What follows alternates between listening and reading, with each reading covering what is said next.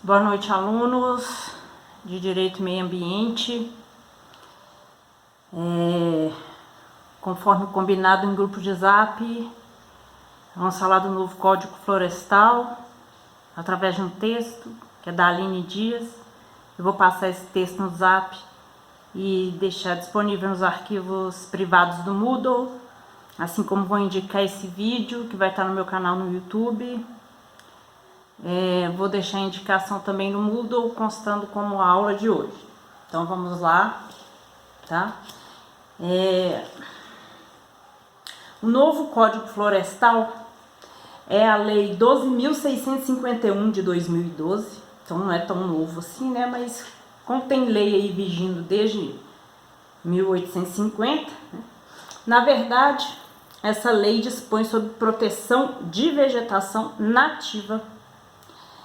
Dessa forma, ela altera algumas leis, a Lei 6.938, que a gente menciona muito, que é de 81, uma das primeiras leis ambientais aí que nós tivemos na nossa legislação, a Lei 9393 de 96 e a Lei 11.428 de 2006. E ainda revoga as leis 4.771 de 65 e a 7.754 de 89.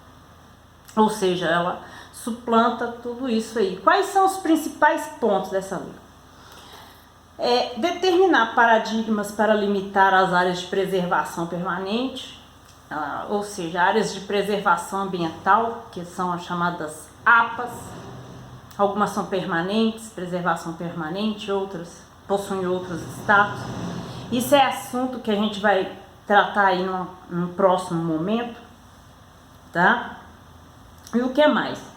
Além de determinar os paradigmas para essas áreas de preservação, também as áreas de reserva, que deve ser separado das demais, né? Orientar a exploração florestal, os suprimentos dessas matérias-primas advindas dessas áreas florestais, tá? O controle e a preservação de áreas de vegetação, assim como estabelecer normas de controle e prevenção de incêndios, instrumentos econômicos, administrativos, legais, para alcançar esses propósitos que a gente falou, tá? Então, num próximo momento, acredito que na próxima aula, a gente vai falar a respeito dessas áreas de proteção ambiental, como elas se distinguem e tudo mais. Então, na verdade, o novo Código Florestal, ele tem uma preocupação com a vegetação. Nós temos diversos tipos de vegetação. Quando fala em florestal, a pessoa acha que é só floresta amazônica, floresta, enfim, mas não. Na verdade, se refere a vários tipos de vegetação que nós temos aqui no Brasil, tá? E a intenção maior é a preservação de recursos hídricos, tá? E as paisagens, né? A questão mesmo da aparência, da beleza natural. A estabilidade geológica, que é a exploração do solo, preservação da biodiversidade, tá? Essa lei, ela vai trazer alguns aspectos técnicos que são bem técnicos mesmo, né? Vai tratar o que é que pode ser considerado como área de preservação.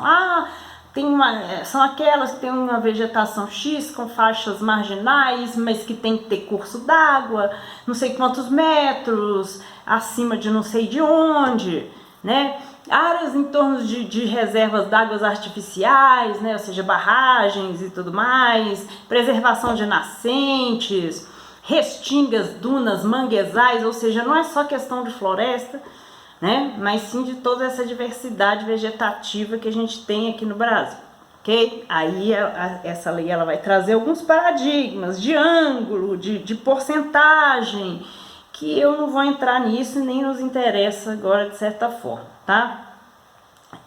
Mas o que eu acho que é extremamente relevante é que essa lei ela traz as diretrizes de como essas áreas de preservação podem ser ocupadas, exploradas, habitadas e qual o impacto ambiental disso, tá? Outra coisa que a gente vai destacar é a questão dos imóveis rurais, principalmente aqueles que mantêm determinadas áreas com vegetações, vamos assim dizer, de relevância para a preservação, né? Destacando-se aí, a gente sabe a briga que tem aí da questão da ocupação e devastação da Amazônia Legal para se constituírem fazendas de criação de gado, plantação de soja, dentre outras coisas. Então, na verdade, é uma lei que vai buscar aí um planejamento ambiental geral relacionado aí às vegetações mais relevantes e que são nativas e que estão dentro aí de uma razão de se preservar o equilíbrio do ecossistema e tudo mais, né? Existe um paradigma propriamente legal nessa lei que vai tratar do cadastro ambiental rural, que é um cadastro que é feito relativo a essas propriedades rurais que mantêm e que por lei são obrigadas a preservar determinadas partes que possuem essas vegetações nativas que são objeto de preservação, tá? É uma lei interessante, na verdade, falando a realidade para vocês, tá?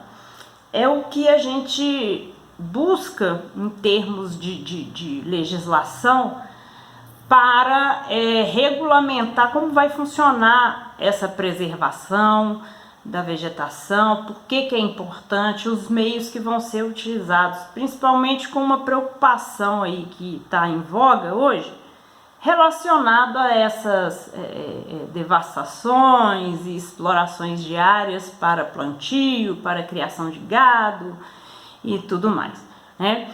E outra coisa que obviamente se busca dentro dessas áreas de interesse de preservação, algumas que já foram de certa forma em parte devastadas ou devastadas completamente, como se faria para recuperar isso, né? Então, sendo bem sincera, é muito mais interessante você se ater às diretrizes legais, né, gerais, através de um texto, através de alguma circunscrição assim, mais sintética, do que ficar lendo lei, que a gente vai, né, muitas parecem até normas em branco, que você precisa de um outro recurso para poder entender, tá? Obviamente existem inúmeras críticas ao Código Florestal, depois lá nos finalmente eu vou até trazer para vocês um texto que trata especificamente de uma crítica a isso. Então, sobre o Código Florestal, o que eu tenho a dizer hoje para vocês é isso. Vou mandar uma cópia do texto. Esse texto não é meu, esse texto é de uma bióloga chamada Aline Dias. E vocês leem, não tem nenhuma atividade avaliativa em cima. E o que mais que a gente pode... lembrando aqui, a distribuição de pontos, dia 20 tem um trabalho, 10 pontos sobre o texto do Chomsky, eu estou corrigindo o trabalho de jurisprudência, 20 pontos, e dessa feita a gente encerra a distribuição de pontos antes da prova final. A prova final vai ser lá para frente e a gente vai tratar dela. Em relação às notas no sistema, assim como eu falei, até dia 25 todas estarão disponibilizadas para vocês, tá? Me desculpe, hoje eu não estou muito bem, enfim, eu tenho um problema no trato digestivo aí, que eu até vou buscar um tratamento, vai resolver, mas a gente luta com as armas que a gente tem, eu sempre falo isso, e lembrando também que o que eu passo no Zap, eu passo primeiro no Zap para ser democrático, porque eu sei que todo mundo tem muito mais acesso ao Zap do que a outros meios. Então eu vou deixar o texto no Zap, vou mandar o vídeo no Zap, vai ficar também no canal no YouTube e passo também no Moodle, tá? Então é isso, muito obrigada, tenha uma boa noite e para não ficar diferente, sempre a gente fala cor.